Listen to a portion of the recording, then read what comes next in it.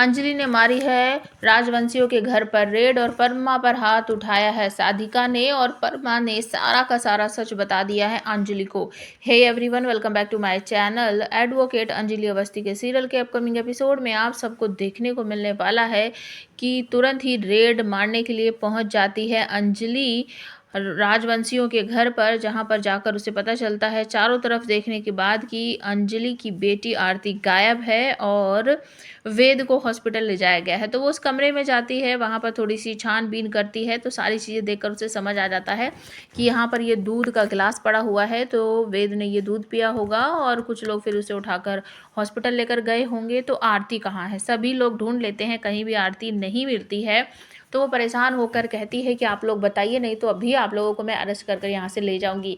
तो वो कहती है कि घर में कितने दरवाजे हैं, कहाँ से कोई निकल सकता है।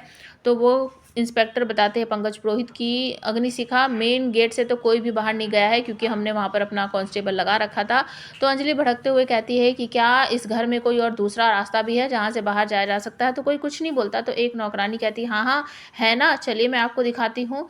दूसरी तरफ बहुत ज़्यादा परेशान है युवराज। वो किसी के पास फ़ोन करके कहता है राघव सिंह राजपूत के घर में ही है वो, और भजन सिंह को कहता है कि इस आरती को ना गायब कर दो, मार दो, कुछ भी कर दो, मुझे नहीं पता, बस इसे यहाँ से ले जाओ, गायब कर दो। और अगर ये मर गई ना तो अंजलि अपने आप मर जाएगी, और उस अंजलि को तो मैं मारूंगा जैसे मैंने उसके पति को मारा था। वो इस तरीके से बात कर रहा होता है, तभी महक आ जाती है। महक कहती है फ़ोन दो मुझे, किससे बात कर रहे हो, किससे बात कर रहे हो। तो वो ज़बरदस्ती करके अपना फ़ोन वोन लेके वहाँ से भाग जाता है। तभी राघव सिंह राजपूत आते, कहते क्या हो रहा है महक इतनी रात को, तुम क्या कर रही हो। कि पापा देखो ये पता नहीं किससे बात कर रहा था, कि इतना बड़ा बिजनेसमैन है, किसी क्लाइंट से बात कर रहा होगा। महक कहती है पापा मुझे अच्छी तरीके से पता है इतनी रात को कोई बिजनेस नहीं होता है। तभी फ़ोन आता है गिन्नी का, और वो सब कुछ बताती है कि मैं इसे मार दूंगी, मैं उसे मार दूंगी, मैं अंजलि को छोड़ूंगी नहीं, मैं और राघव सिंह राजपूत तुम्हारा घर बर्बाद कर दूंगी। और तभी वो कहते हैं कि तुम्हारा दिमाग ख़राब हो गया है, हम तुमसे अलग हैं, तुम हमारी कुछ नहीं लगती, तुम्हारा जो मन करे वो करो। तब आता है अंजलि का फ़ोन राघव सिंह राजपूत के फ़ोन पर, और वो बताती है कि इस तरीके से है और आरती कहीं मिल नहीं रही है और वेद को हॉस्पिटल में ले जाया गया है। तो अंजलि से बात करने के लिए कहती है पद्मा की बड़े बाबू फ़ोन मुझे दे दीजिए, फ़ोन मुझे दे दीजिए, मुझे बात करनी है।